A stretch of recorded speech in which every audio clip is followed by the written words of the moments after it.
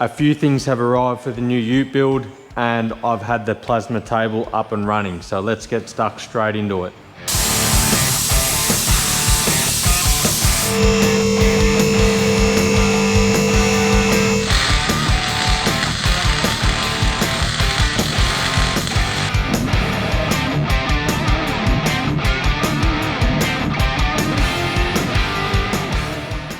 Before we get stuck into doing some jobs on the UTE, I thought I'd give you a quick demo on the plasma cutter.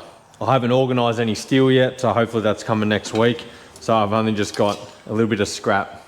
I've only cut a few things out. So I still need to dial a few things in. Settings wise, this is just a bit of 6mm, I think it is, or 5mm. So I've just been playing with that. But yeah, I'm going to buy a few half sheets of different thicknesses, stuff that I need to cut for this car. But for now, we'll cut out a couple circles.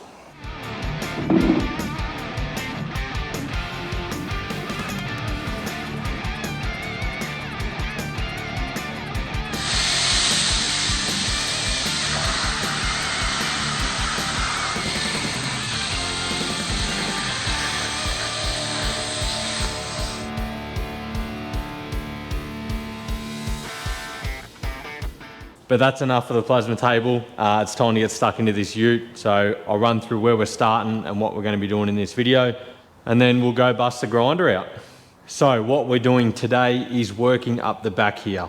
I've received a nice big package full of heaps of goodies, which we'll get into soon. But pretty much what we're going to do first is cut all this excess crap off. There's wiring, little tabs and that welded everywhere, so I'll probably just cut what I need to cut off, because what I'm going to do is buy a hand torch for my plasma cutter, so that'll get all the little stuff. So this big ugly coil brace thing that's been put on here, I've got to cut that off to make room for my own coil brace. And then yeah, I'll strip the wiring out, I'll pull the exhaust off, springs and shocks, control arm, roll the whole rear diff out. I do have the rear diff that's going in this car just sitting up the front of the car, so let's get the hands dirty and rip into it.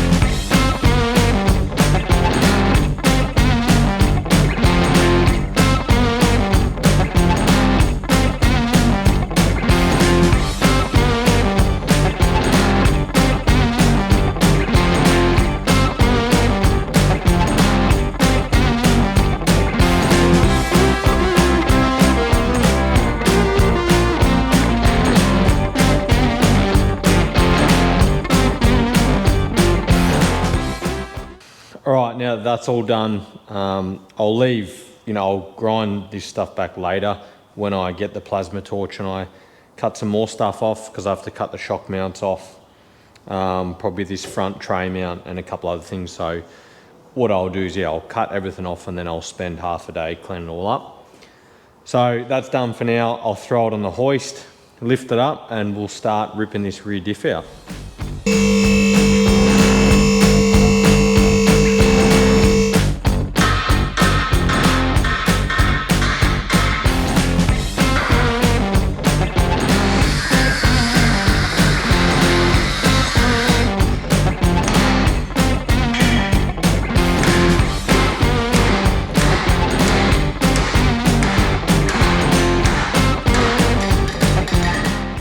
Alright, so what we're going to do to pull this rear diff out is pretty much undo the shocks and undo the 4 control arms and undo the panhard.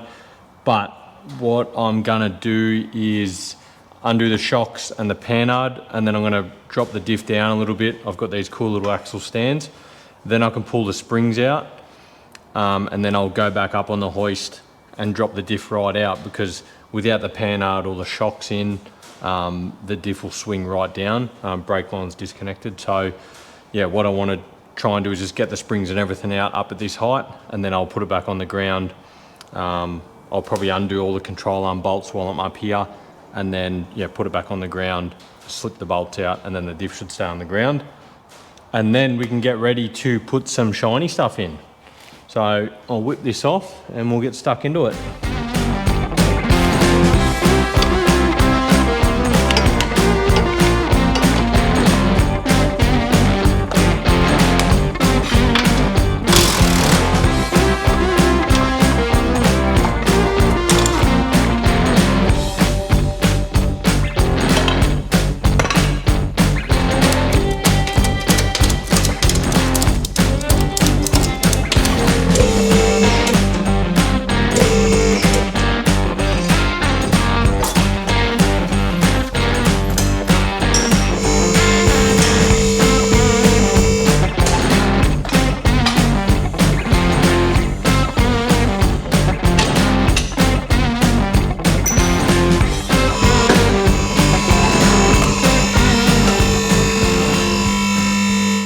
Diff's out.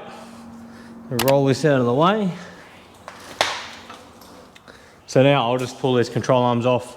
I don't know what I'm going to do next, so I've just got to figure that out, which way I'm going to go. So I'll unbolt these and work that out.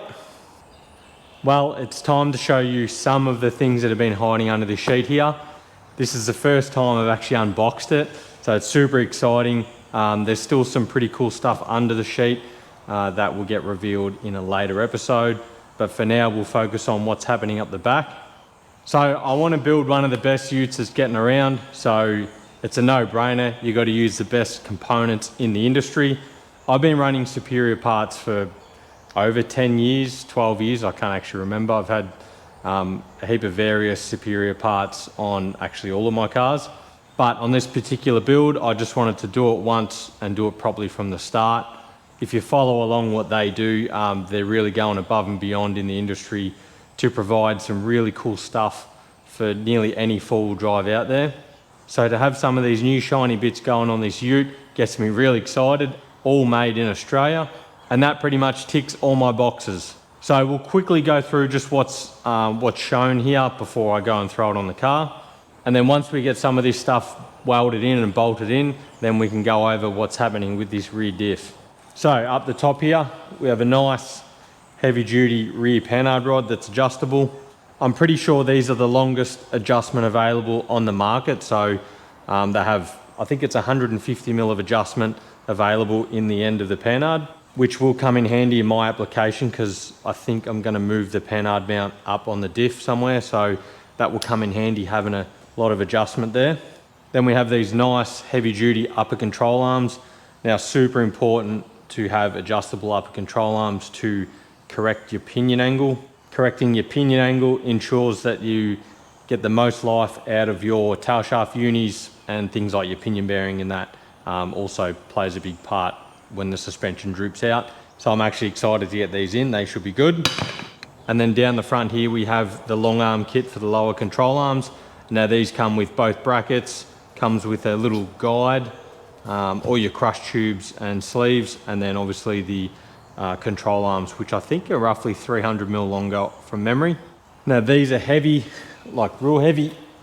So a bit of 6 mil flat bar on the top side there, and I'm pretty sure they're solid bar as well. So no chance of bending them. So with all this in the rear, I know I'll have a solid back end of the car. The way Superior design their adjusters, I know they won't seize up or anything like that. I know this stuff will keep the car solid for many years to come. And pairing all this with what's also under this sheet, the car should handle like a dream and put up with some serious abuse, which is exactly what we want.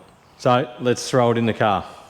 So seeing as the rest of the stuff bolts in, before I put anything in my way, we'll do these lower control arm mounts. So this requires you to cut the original one off and then use the plate that they've supplied to work out the hole that you need to drill, and then weld on the new mount in the correct spot. So the back end's not heavy. I've got a support here.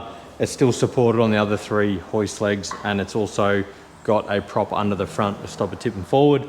So it's solid at the back here, and this allows me to get a bit more room to cut and weld back here, and I'll do the same on the other side when the time comes.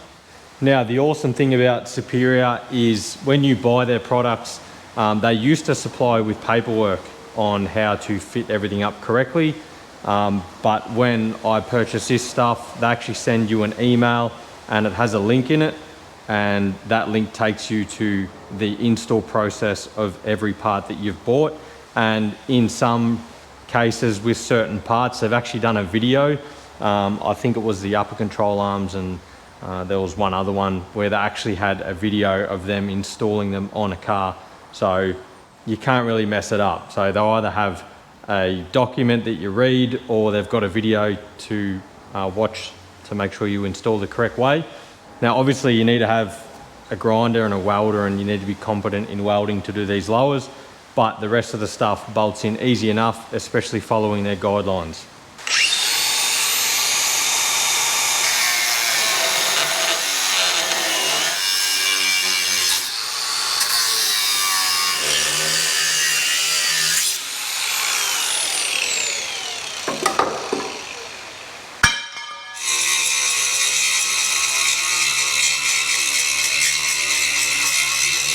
So I've cut the mount off and I've ground back just enough to fit the measuring plate. I'll clean all that up later. So this is your little measuring plate. I don't know if the camera will pick it up, but it has holes every 5 millimeters, and it has factory GQ and factory GU spot. So in this particular case, I'm just going to move the diff back 10 millimeters. So I'm going to pick up the factory GQ spot and go back 2 holes, which lands you at the GU spot anyway. So I'll pick up that GU spot, I'll drill the pilot hole. So this slips over the factory cross tube, drill the pilot hole, and then I'll do the same on the other side. So then I've got a pilot hole either side, drill it out. Then this crush tube goes in along with the spacer tube and the bracket, and you line it all up, weld the crush tube in, and then go back and weld the bracket in. So it's pretty straightforward.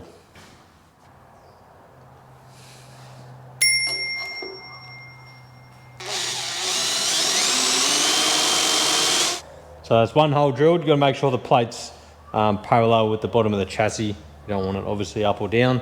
What I'm going to do to the other side is mark it and then measure up from the bottom of the chassis to make sure that the height is right on both sides. So now that they're both drilled and measured, they're all good. I've got a step drill bit. I'm pretty sure the crush tube was 32 mil, which is what my step drill bit goes to. Bit of cutting fluid, and we'll drill it out. So a hole saw would be easier, but I currently don't have a hole saw.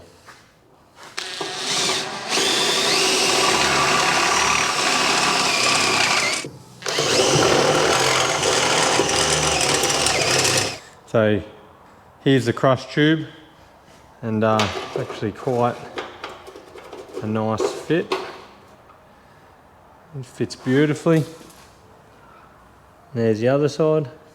So now that the crush tube's sitting in there, this is like a spacer tube that just replaces a control arm bush, so you can weld it out without having to put a control arm bush in. So that goes, if I can figure that out, it goes between the bracket and the crush tube. Then you run the factory bolt through and do it all up, and then that gives you the correct spot for the crush tube. Tack it in, pull it all off, weld it in, put it back on, weld the bracket on.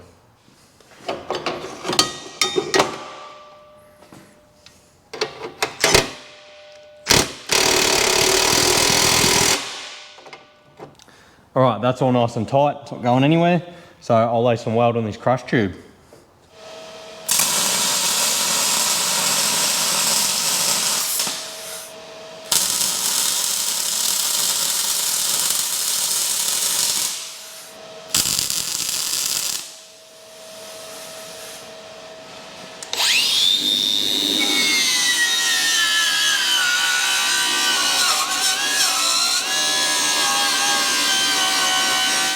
So we'll hit it with some weld through copper primer. This is the stuff most people use. Pretty expensive. I think it's like 30 or 40 bucks a can. So but at least that'll give it a bit of a coating behind the mount. So we'll just paint the back side of that mount where we can't really get to.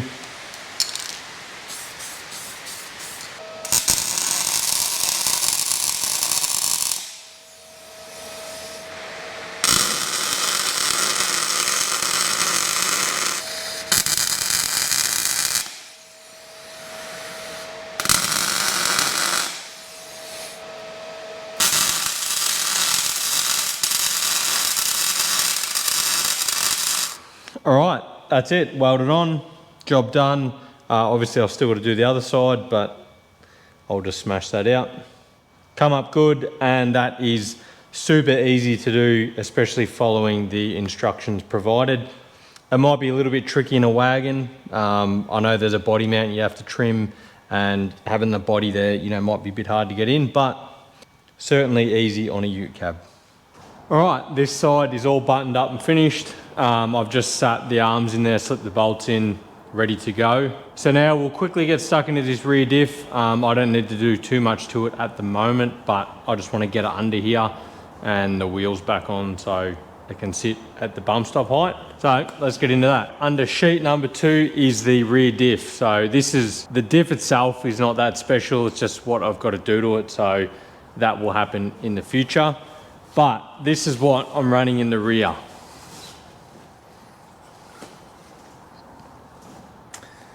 It's a Nissan H260 rear diff, absolute bulldozer of a thing. This is actually out of a 4.8, so it has the handbrakes on the discs, which is annoying, but none of that matters because it's getting changed anyway. It's got a 4:3 ratio diff in it. It already has an ARB air locker with it. I've got to modify the locker slightly, so that'll happen in the future. But I bought like 3 of these and 2 or 3 diff centers, all for pretty cheap. So the reason I wanted to try the H260, not that I've ever really had diff issues with the H233. I don't think I've ever really blown a diff or anything. So they've been pretty reliable for me, but it's the axles that are the problem. So I'm constantly twisting axles, especially in the race car. You know, every 2 or 3 drives, I pull the axles out and check them. If they've got a slight twist in them, I throw them out. They are 33 spline, where H260, the coil housings are 37 spline. So if you look at a H233 axle, they actually step down twice. So once in the middle and once at the spline end where it goes into the diff center. But a H260 axle is the same diameter as a H233, but it doesn't step down. So it goes all the way through, maybe has a slight step down at the spline end. But I think the H260 axles are 38.4 millimeters or 38.5, and I'm pretty sure the H233 are only 33 or 34 mil, so a substantial increase in axle size. But that will change with this. So there is, yeah, something pretty cool going on with this in the future. I just have to wait to do the front diff before I can finalize this rear diff. So there's a couple measurement things going on and all sorts of other stuff. So I've already cut some bits off this. So I've cut the sway bar mounts off. The shock mounts are being cut off. The bump stop pads are being cut off. And once I start fabbing stuff for this housing, I'll cut the upper and lower control arm mounts off. I just want to make new ones of them, a little bit thicker. And I want to raise the upper control arms higher as well. So along with strengthening the mounts, there is some modifications to do there. But for now, what I'm going to do is pull the center out, pull the axles out. I'll go throw it under the back of the car, and then I'll probably put the axles back in and then put the wheels back on, and then it can sit down. The bump stop plates aren't very high if you've had a look at a rear diff before. The idea with this car is I want the factory bump stop height, so as low as it'll go on bump stop height, so then I don't have to lift the car as high to get as much up travel as possible. But then there's also things like I've got to brace it, I've got to shave the bottom of it, and yeah, there's a whole heap of other stuff going on with this diff, but that will happen down the track. So I'm going to get into it and rip this down.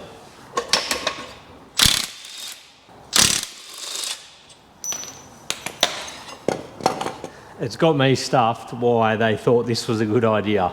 So it's only in the 4.8s as far as I know anyway, because a coil H260 in a 4.5 doesn't have this. So I don't know, Nissan have the best handbrakes on the transfer case. They always work mint. And for some reason, they just thought on the 4.8s, it's a stupid idea, we'll put him inside the rotor. And then they even changed the axle flange bolt pattern. So you can't even like pull this axle assembly out and put another one in. I don't know, it's a bit ridiculous, but anyway.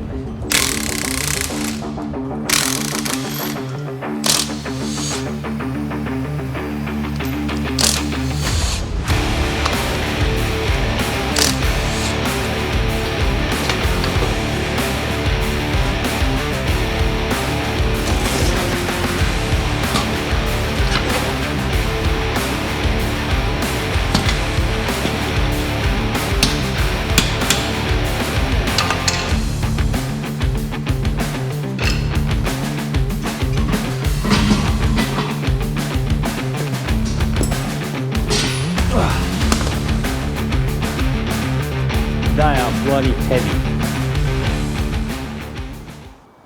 All right, well, it's easy enough to lift now. Go and take this over to the car and get it in.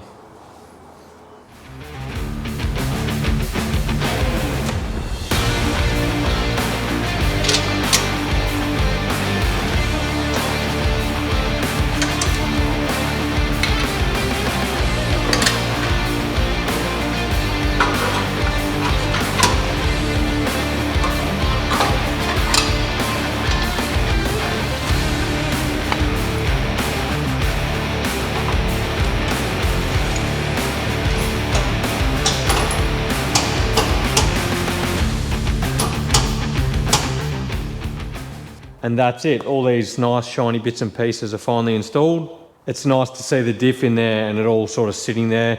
I've got a couple straps around the diff roughly at ride height, close enough. It's just based roughly off the race car. So at least I can get a visual on how everything looks. But it is very exciting to make some sort of progress on this thing.